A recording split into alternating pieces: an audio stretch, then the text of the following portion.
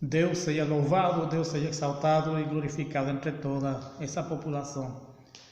A toda essa gente bonita, a toda essa gente que louva a Deus e que reconhece a sua existência e a sua salvação, graça e paz para todos.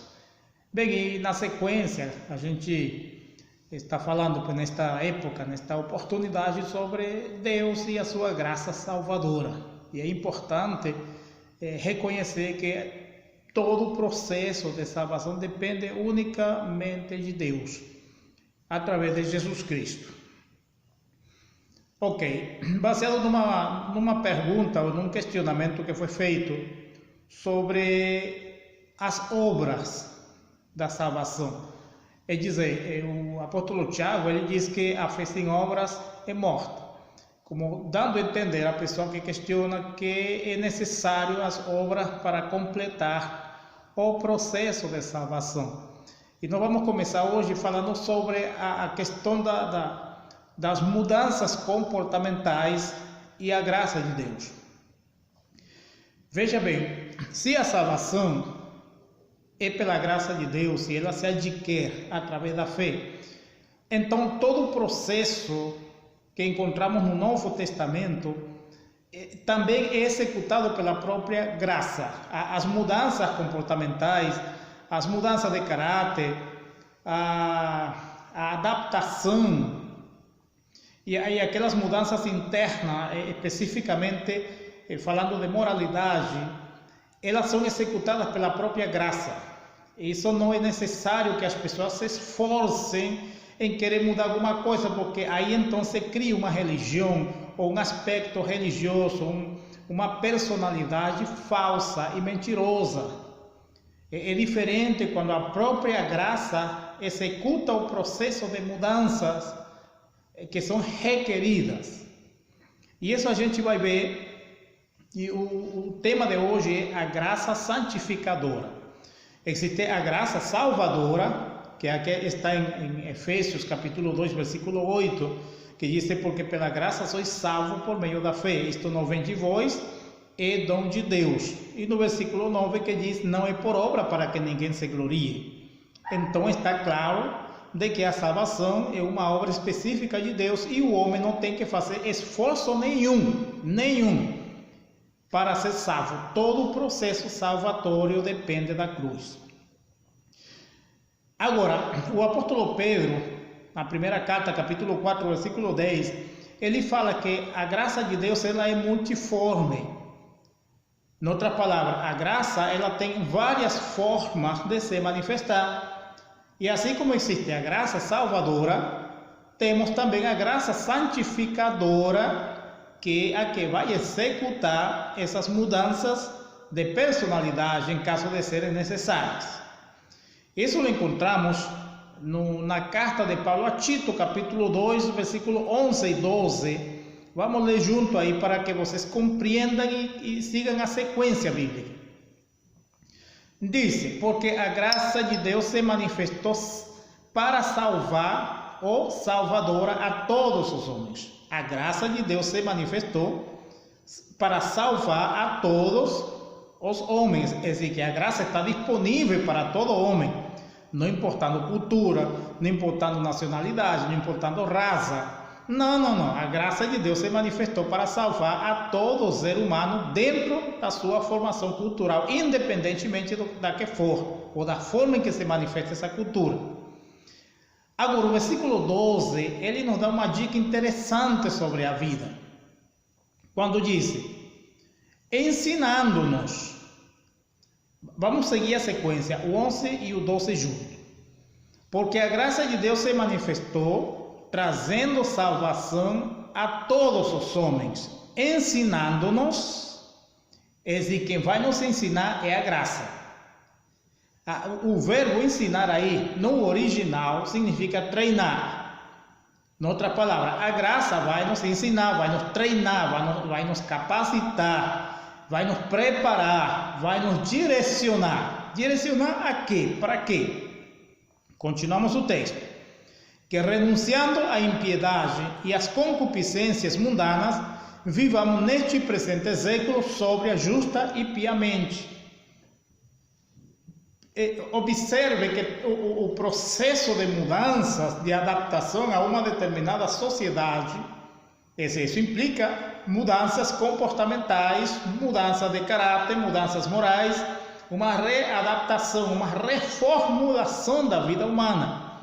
Só que o apóstolo, ele tem aquele cuidado de nos mostrar que quem vai fazer esse treinamento, quem vai moldar, reformular a vida humana, o que nós chamamos de alma, que implica mente, emoções e vontade, é a própria graça. Ela vai criar condições específicas para que aconteça a mudança que deve acontecer.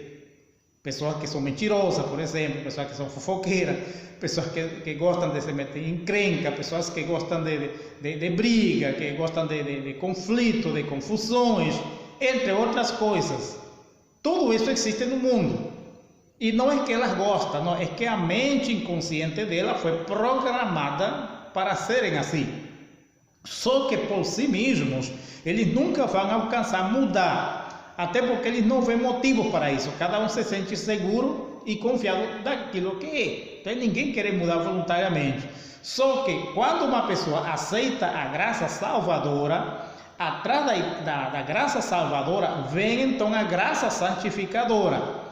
Essa graça santificadora, ela vai produzir um treinamento interno, ela vai produzir um discipulado, uma educação, uma disciplina que vai levar a pessoa a se santificar, a se aperfeiçoar em questão de caráter e personalidade, certo? Isso está claro, isso é preciso, isso não precisa de muita questão, está claro o texto. Vamos ver mais um texto, em Efésios capítulo 1, versículo 4, e aí está bem mais clara a questão. É porque a Bíblia ela não pode fugir de si mesma, e a Bíblia se explica a si mesma. Então não tem como fugir de uma realidade, se é por graça, é pela graça, e aí não tem discussão. Efésios capítulo 1, versículo 4, diz o seguinte: como também nos elegeu nele. A palavra-chave nesse texto é nele. Nos elegeu nele, antes da fundação do mundo. O que foi feito, ou a eleição que foi feita antes da fundação do mundo foi o plano, porque não foram as pessoas em si. É o plano através do qual seríamos salvos. Para quê? Para que fomos eleitos em Cristo antes da fundação do mundo? Para que fôssemos santos e irrepreensíveis diante dele em amor. Preste atenção. Fomos eleitos antes da fundação do mundo para sermos o quê? Santos e irrepreensíveis. Santo é irrepreensível, que ninguém fale mal de nós, que ninguém nos tenha como pouca coisa. Só que o texto diz que essa mudança acontece pelo fato de estarmos nele. E quando ele diz que sejamos irrepreensíveis, não está falando que essa perfeição acontece no momento da conversão. Não, é que ele mesmo vai executar o processo para que essa perfeição aconteça. Só que a partir do momento da conversão já existe uma perfeição em nós, que é a perfeição da salvação. Então a própria graça vai executar a perfeição para a santificação. Na primeira carta aos Tessalonicenses, capítulo 5, no versículo 23, reza: e o mesmo Deus de paz vos santifique por completo, e todo o vosso ser, espírito, alma e corpo, veja que começa de dentro para fora, porque a vida de Deus está no nosso espírito, não é na alma, não é no corpo, é no espírito. Quem nasce do espírito é espírito, ok? Então ele diz que o próprio Deus vai nos santificar, começando pelo Espírito. Em segundo lugar, pela alma, que é uma modificação dos pensamentos, como está em Romanos 12, 2. E por último, então acontece a santificação do corpo, mas esse é um processo, isso não é instantâneo. Então isso se chama graça santificadora, porque tudo o que for necessário mudar na vida humana é a própria graça que vai executar o processo, não somos nós. Ok? E no capítulo 4 da carta aos Efésios, no versículo 24, a partir do versículo 19, na verdade, mas o versículo 24 é o verso chave. Daí a gente pode dar uma leitura ao resto do texto. Diz assim, 4:24: E vos revistai do novo homem, segundo Deus, é criado em verdadeira justiça e santidade. Preste atenção, para que você veja que a santidade de Deus, ela não se produz na vida humana, ela se produz no Espírito. Então, Paulo diz que o ser humano ele tem duas personalidades espirituais. Tem um velho homem e tem um novo homem. E ele, neste texto, está falando com crentes, está falando com pessoas convertidas. E ele diz, olha, vocês têm que se revestir de um novo homem que está dentro de vocês. Esse novo homem já está dentro de vocês. E esse novo homem que está dentro de vocês, ele já foi aperfeiçoado em Cristo. Porque ele foi criado numa verdadeira justiça, ele é justo, ele foi justificado porque alcançou a justiça de Deus, que em Romanos 1,17 diz que no Evangelho a justiça de Deus se manifesta pela fé, como está escrito, o justo viverá pela fé. Em justiça e santidade. Por que santidade? Pessoal, na primeira carta aos Coríntios, capítulo 1, versículo 30, diz que Jesus foi feito a nossa santificação. Jesus foi feito a nossa santificação. Eu não sou santo porque eu mudei minha forma de ser. Eu sou santo porque em meu espírito foi colocada a vida de Cristo em justiça e santidade. Então eu sou santo. Eu sou santo para a salvação. Agora, para o aperfeiçoamento do meu caráter, da minha personalidade, isso é um processo executado pela própria graça, que mais na frente a gente vai ver como se apoderar dessa graça santificadora, como fazê-la crescer em nós, ok? Porque se precisa de requisito, e isso está na Bíblia, só que as pessoas pouco leem sobre essas doutrinas, elas leem uma coisa e levam sempre para o lado moral. Então as coisas têm que ser analisadas espiritualmente. Paulo diz na primeira carta aos Coríntios 2 que as coisas espirituais devem ser interpretadas espiritualmente, não moralmente. Então, esse é um erro. Então está claro aqui. Agora, quando você lê do versículo 19 em diante, ou melhor, vamos ler do versículo 18 até o 23, você vai ver com que tipo de igreja Paulo está tratando, como era essa igreja, como era esse povo. E ele diz, entenebrecido no entendimento, separado da vida de Deus pela ignorância. O termo-chave aí é ignorância, que há neles. Por isso é que as pessoas não mudam, porque eles são ignorantes em relação à santidade, em relação à graça santificadora. Por isso ela não se executa neles. Pela dureza do seu coração, os quais, havendo perdido todo o sentimento, se entregaram à dissolução para que com avidez cometerem toda impureza. Está falando para cristãos. Agora, interessante é que na primeira carta aos Coríntios, no capítulo 3, Paulo fala do versículo 1 até o versículo 3, ele diz, filhinhos, eu não pude falar para vocês como espirituais, e sim como a carnais, como a crianças em Cristo. Está falando para cristãos. Só que esses cristãos eram crianças em Cristo e se comportavam carnalmente. E a partir do versículo 2, versículo 3, ele menciona algumas das características dessa igreja, desse povo. Diz que entre eles havia muitas dissensões, haviam facções, haviam conflitos graves dentro da própria igreja. No capítulo 5, fala que havia um rapaz que morava com a própria madrasta. Ele roubava a mulher do próprio pai. Mas em nenhum momento Paulo disse que ele estava condenado. Não, ele disse que esse tipo de comportamento imoral, esse tipo de comportamento fora do padrão, era pela falta de conhecimento, porque eles eram crianças em Cristo, ignorantes em relação à verdade da graça de Deus. Inclusive, lá em Gálatas, capítulo 6, o capítulo 4, versículo 1 e 2, diz que quando o herdeiro é criança, ele em nada difere de um escravo, mesmo sendo dono de tudo. Então, o problema aí é ignorância. Continuamos lendo aqui as características desta igreja com a qual Paulo está tratando. Versículo 20. Mas vós não aprendestes assim a Cristo. Veja que está falando com crentes que haviam sido discipulados de alguma maneira.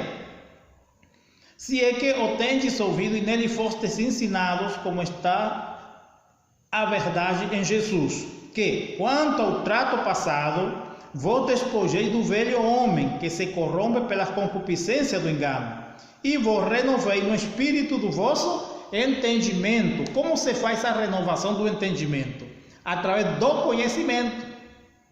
O conhecimento bíblico, o conhecimento espiritual, o conhecimento de Cristo, o conhecimento revelado, que chamamos de rema, é o que vai fazer com que a mente do indivíduo seja renovada até arrancar o velho homem que conduz, que leva à concupiscência. Por isso o apóstolo diz: crescer na graça e no conhecimento de Deus, porque esse conhecimento é o que leva a essa mudança. Se uma igreja não é instruída dentro da graça santificadora, vocês como líderes podem converter essa igreja numa igreja moral, verdadeiramente moralista, mas nunca espiritual.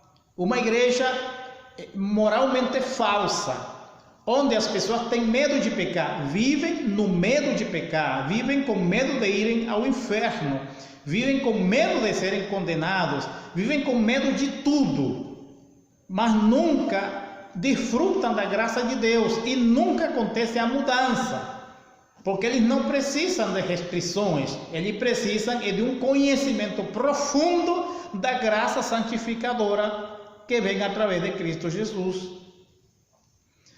Veja se isso é tão real que em Atos capítulo 15 se apresenta um problema na igreja, na primeira igreja. Por quê? Porque a primeira igreja era uma igreja judaica, de muitos judeus e poucos estrangeiros, poucos gentios. E quando os gentios se convertiam, então os irmãos judeus queriam obrigá-los a se circuncidarem e a cumprir com os mandamentos da lei.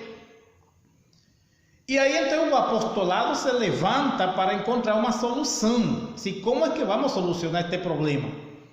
Então eles se reúnem para buscar saída. Eles se reúnem para orar e buscar em Deus uma forma de solucionar essa divergência que estava acontecendo, porque vem a graça pregando uma liberdade em Cristo, ensinando a santificação em Cristo, a eleição em Cristo, a justificação em Cristo, a redenção em Cristo, e por outro lado vem os irmãos judeus que já haviam sido instruídos durante muito tempo, porque o judaísmo já era uma religião milenar, e eles queriam então judaizar aos gentios, aos novos cristãos que estavam entrando na igreja, mas que não eram da cultura judaica.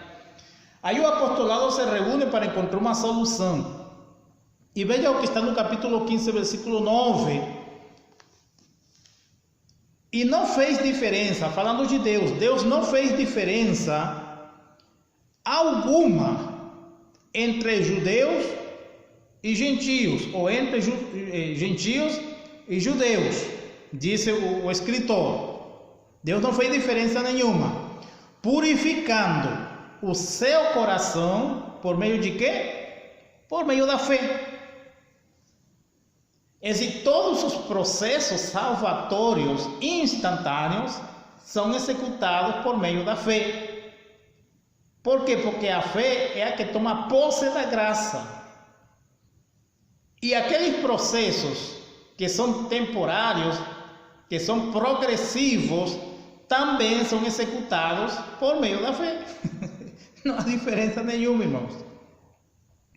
Então, a igreja não é uma instituição social do ponto de vista espiritual, do ponto de vista bíblico. Ela se constitui uma instituição por questão jurídica, mas a igreja continua sendo um corpo místico de Cristo, um corpo espiritual, onde todos têm acesso. E a igreja também não é uma escola de moralismo. A igreja é uma escola de espiritualidade, porque o evangelho é um encontro com Deus, com um além, e não a imposição de regras de conduta e de comportamentos que criam uma imagem falsa da personalidade, desvirtuam a própria personalidade do homem, do ser humano, tiram a sua liberdade, tiram a sua vida, tiram a sua alegria, a sua felicidade de existir. Então nós temos cristãos aí que vivem uma vida de amargura, não sorriem, a cara fechada, as emoções atrofiadas, por causa de uma religiosidade que não vai levar a nada, porque todas as mudanças que hão de acontecer na vida de um cristão são executadas pela própria graça de Deus. Amém?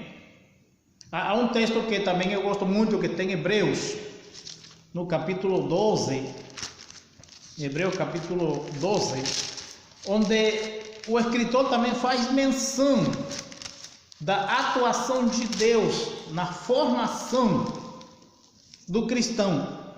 No versículo 9, diz o seguinte: além do que tivemos nossos pais, segundo a carne, preste atenção, tivemos os nossos pais segundo a carne. Qual era a missão dele? Para nos corrigirem, e nós os reverenciávamos.